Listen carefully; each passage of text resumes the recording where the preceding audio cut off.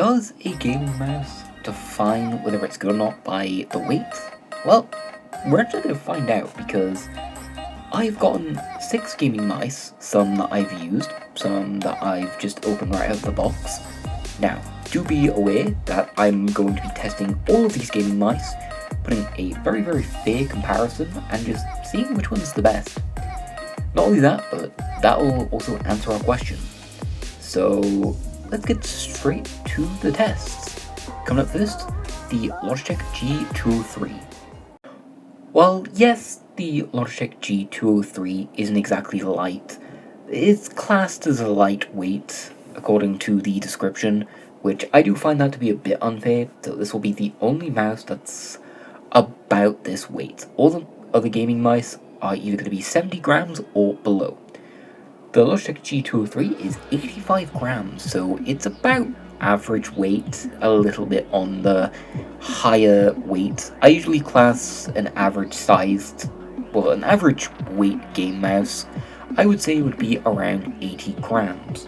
Now this is 85 grams, so it's in between the slightly heavy to slightly light side, I guess you could say.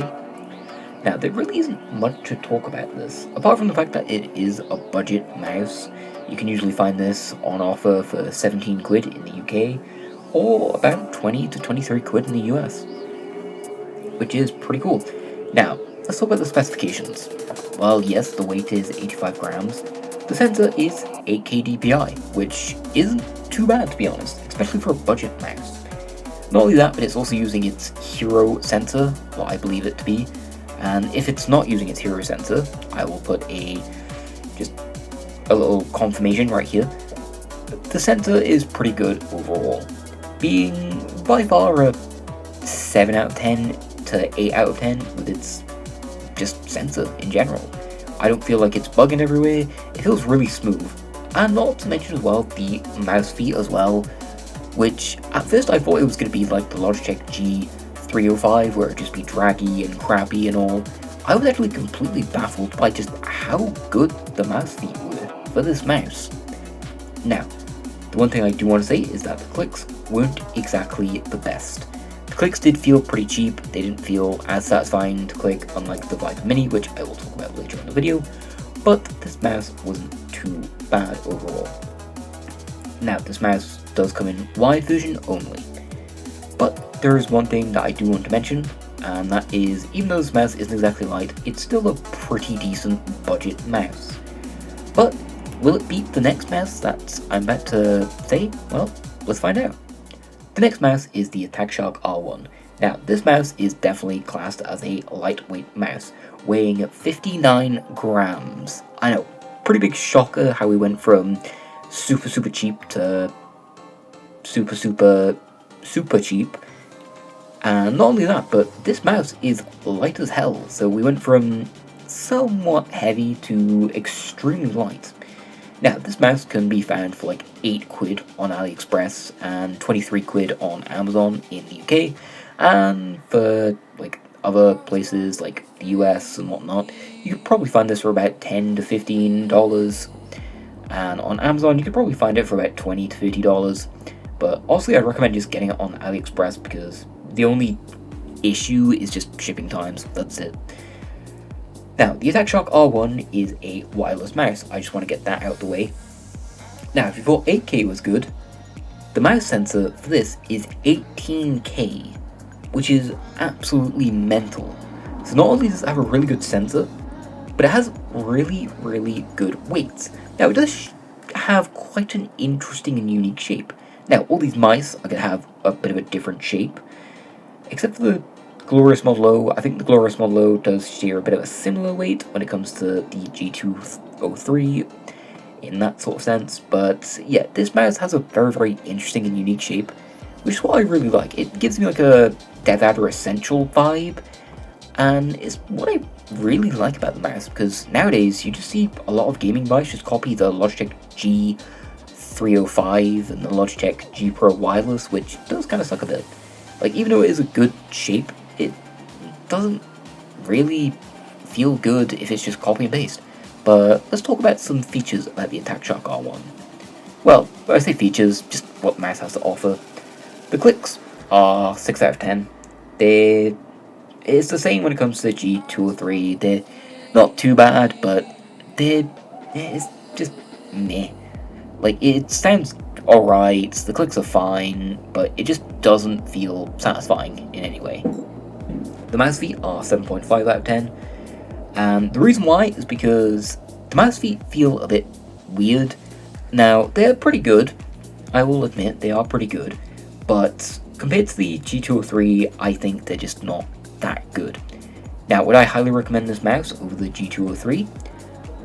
Yes and no, and here's my reasoning why. If you're more of a competitive person, I would highly recommend the Attack Shock R1 because the weight and the sensor and the mouse feet, they're pretty good. And also, not to mention, it's wireless as well, so you don't have to worry about cables. So if you're someone who absolutely hates cables, I'd recommend the Attack Shock R1. But even though this mouse is still pretty good, I would still recommend the G203. But I would only recommend the G203 for like single player games and maybe even some Minecraft stuff, because you can double click with this mouse, or at least I'm 90% sure. So yeah, anyways, let's go on to our next mouse, which is the Razer Viper Mini. Now, this is going to be very, very interesting. Alright, Viper Mini time. Now, this is my day-to-day mouse, and it's also the very first proper mouse that I got as well. So, I have got a little bit of nostalgia, but I'm going to give my truthful and honest opinion here. I still use it day-to-day, funny enough, and let me explain why. So, the Razer Viper Mini is a pretty good priced budget mouse. Now, usually it's mid-range in the US, budget in the UK, which I do find a bit weird, but it's still a pretty good mouse. Now, it is wired, so there is that slight issue for people who don't like it wired, but the weight is pretty good.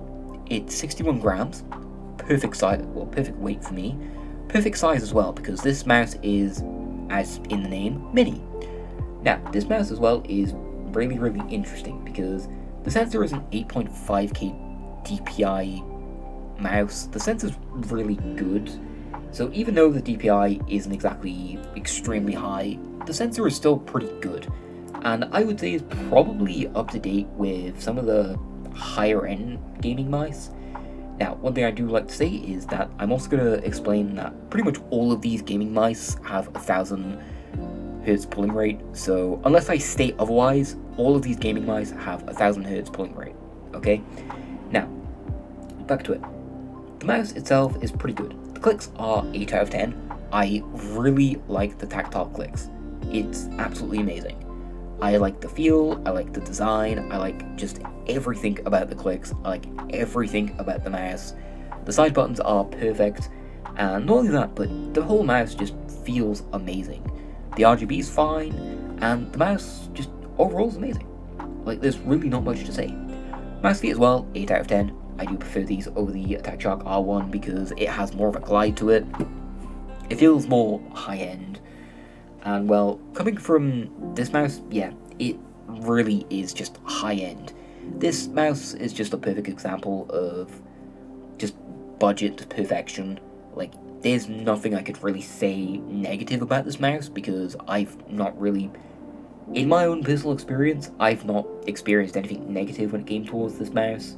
There's been no issues, there's been nothing, and I've used this since 2022 to 2023. So, well, I'm going to say very, very early 2023, because it was Christmas when I got it in 2022, so I feel like that would be a bit cheating when saying 2022, but this mouse just overall, 10 out of 10, perfect, love it. Now, let's talk about the next mouse, because the next mouse is going to be a bit of a controversial one. It's the Ajazz NJ08. Now, the main reason why I'm saying it's controversial is because I have gone through some very, very interesting, very, very bizarre, I've gone through just a very, very weird relationship with this mouse. Now, this mouse is good, but I've got like a lot of pros, but a lot of cons with it. Now, let me explain. So, for starters, the weight is exactly on point, 70 grams, so it just about classes as a lightweight mouse. The sensor is pretty good, 12.8K DPI. The clicks just aren't as good. The clicks are a 5 out of 10, they're not as good. They're worse than the Attack Shock R1, they're worse than the G203, and generally they just felt a bit off. But the shape is like a G Pro wireless, which is pretty cool. But my main issue here is the fact that I had connection issues, and well, yes, it's all sorted now. It's because for some reason it doesn't give you a notification or anything. It doesn't just like completely die. It just stops and stops and stops, and at first I thought it was broken. No, it's literally just the battery was low. But yeah, the mouse just overall is a bit 50-50 because the mouse is good, the glides are 8.5, they're really stupidly good in my opinion. Now the glides are amazing, 8.5 out of 10. The clicks are meh. The sensor is 12.8K DPI, which is very weird, but it does make the sensor slightly better than some other gaming mice such as the G203. In my opinion, it's not better than the Viper Mini because the Viper Mini is more of like a consistent 8K, whereas this just feels a bit, it doesn't feel jittery at all, it just feels a bit off every now and again. But overall, the mouse is still pretty good to use. Now, it is wireless, and you probably can use it wired just by shoving in a USB-C cable in, and yeah, that's pretty much it when it comes to this mouse. There's not really much to talk about. Now, I did go for a rocky relationship with this mouse, but it's not exactly a bad mouse. It's just, the clicks just aren't that good, and there was just like a bunch of confusing issues that I had with the mouse, but that's pretty much it when it comes to this mouse. But this next mouse is also going to be very interesting. Here's why. Now, the Glorious Model O is a very good mouse for multiple reasons. Now, for starters, in the UK, it's super cheap. It's pretty much budget at this point, whereas the US version isn't exactly budget, but let me explain why it's still good. So, for starters, it's 67 grams. Haha, I know, funny number, grow up. The DPI is 12K, so the sensor's pretty cool. The clicks are 8 out of 10. I do really like the clicks on this mouse, and the mouse feet are a 9 out of 10. I absolutely love the mouse feet of the Glorious Model O. I don't know what they do, they just do it perfectly. And I think my only issue is, it's like when out of the box it did feel a tiny bit scratchy, but that's literally just out the box. Other than that, I've had no issues with the glides whatsoever. Now, this mouse as well is pretty good. It has a honeycomb shape and is also got a very similar shape to some of the other mouse that I've talked about, such as the G203, except it's like a honeycomb shape. Now, the only thing that I do want to mention with this mouse is it's old. So yeah, it is old, which is why it's cheap, but just because it's old doesn't mean it's worse. It is still pretty good. Now, do I have any issues with this mouse? No, it's a classic. And in my opinion, if you want to go for like classic, I would highly recommend the Model O. Not to mention, it can double click perfectly, and Glorious mice are known to double click, which means for games that just you use to spam click, this would be perfect. Now, a nice example would be like Roblox clicker stuff, or Minecraft 1.8 PvP, or Bed Wars. That would be absolutely perfect. So yeah, that's pretty much it when it comes to this mouse. Now, this next mouse, I'm going to be honest, I went a bit overkill here. And this is just by far the most stupid mouse ever to exist. Here's why. This is the ATK Blazing Sky X1 Pro. It's about the same price as the G203, and it can be a little bit more expensive at times. It's roughly about 20 to 30 quid UK. You'd probably find it for about $25 US. This mouse really isn't, oh hello dog, this mouse shouldn't really be budget with what it has to offer, and here's why. This mouse is a budget mouse that shouldn't be a budget mouse. This mouse is 49 grams, being the lightest of all options. has 30 to 36k DPI, being the best sensor out of all the options. The clicks are 9 out of 10. They feel really nice, really good, and just sound absolutely amazing. The mouse feet are also the best, in my opinion, slightly better than the Model Glides. So the mouse feet, yeah, it's wireless, and not only that, but this is the only mouse that has a higher pulling rate. Now, I'm not talking about just by 1,000, I'm not talking about it having a 4,000 Hz pulling rate. This mouse has an 8K pulling rate, being literally top notch. This mouse has a higher pulling rate than the G Pro Wireless, a $70 gaming mouse. Well, $70 to $90. In the UK it's 70 quid. In Amazon right now it's about $80 to $90. And it's just baffling how this mouse in particular is so good. I was thinking, there's got to be a virus, right? There's been no viruses, there's been no issues whatsoever. This mouse is just on steroids. I'm gonna be honest. This mouse is literally on steroids. Now, I did have weird feelings with the L60HE back then, but even that was good of a keyboard. Now, I'm starting to think that just people are starting to make really good high-end gaming mice and just pricing it so low because they're just able to, I don't know what they're skipping out on, because it feels like Aldi's products. Like, it feels just cheap, but it still feels good at the same time. It just feels baffling how this mouse is just really good. But with all the facts aside, does a lighter mouse make the gaming mouse better? And to that question, I'm going to say no. Here's why. So even though the Attack Shock R1, a 59-gram mouse, is like really good and has decent clicks, pretty good mouse feet, is wireless, and is really affordable, I still don't think it makes it a better gaming mouse, because comparing this to the Viper Mini, it's just night and day. I'd rather use the Viper Mini.